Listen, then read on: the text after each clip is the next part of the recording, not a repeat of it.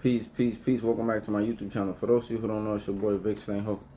I got another video from the 48 Laws of Power. This one is law number 42. It's called Strike the Shepherd and the Sheep Will Scatter. The judgment says, trouble can often be traced to a single strong individual, the steerer, the arrogant underling, the poisoner of goodwill. If you allow such people room to operate, others will succumb to their influence. Do not wait for the troubles they cause to multiply. Do not try to negotiate with them. They are irredeemable. Neutralize their influence by isolating or banishing them. Strike at the source of the trouble and the sheep will scatter. And before I get into the explanations, make sure if you like my content, you like, share, leave a comment, and subscribe to the channel. I'm kind of tired.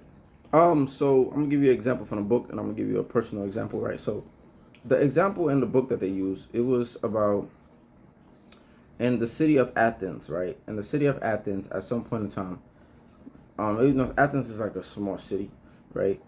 And at some point in time, they kind of like was moving, as time went on, they kind of like came up with this thing where they was like, they no longer wanted to like if they had a problem with you, they no longer wanted to like kill you or implement some corporal harsh punishment.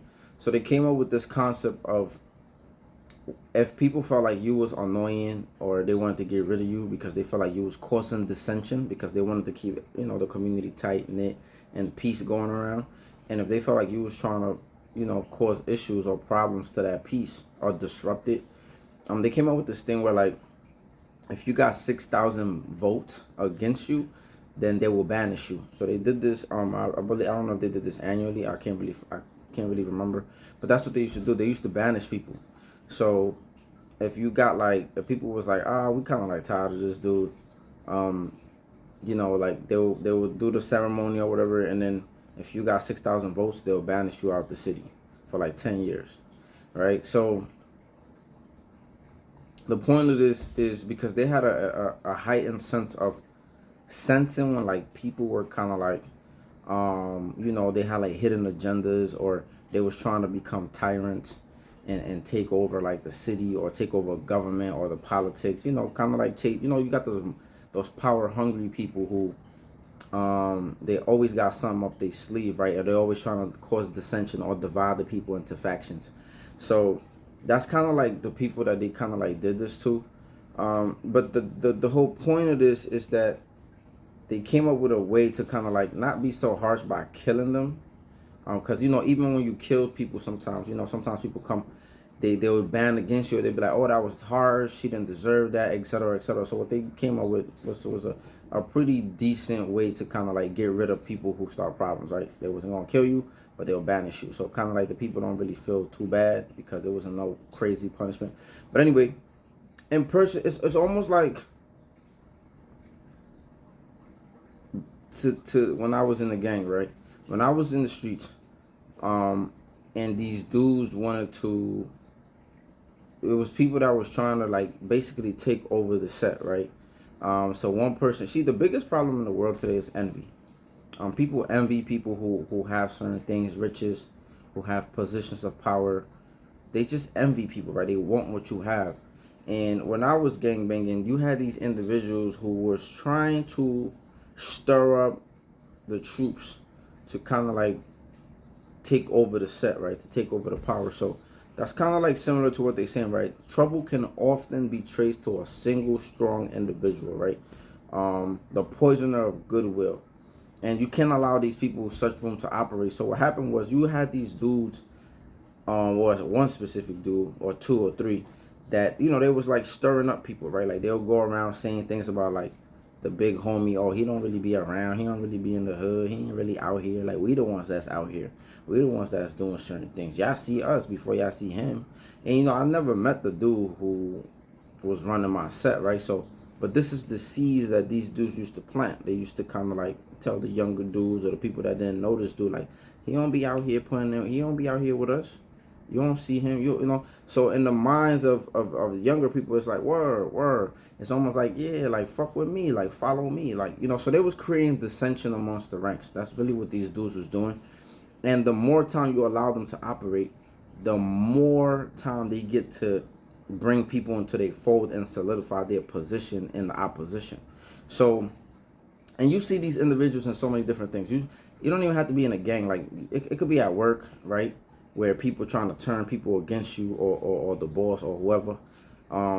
It could be in a situation where, like, you could be getting money with dudes, and you know you got the individual. You gotta pay attention to the individuals, because they give you, they have signs about them, right?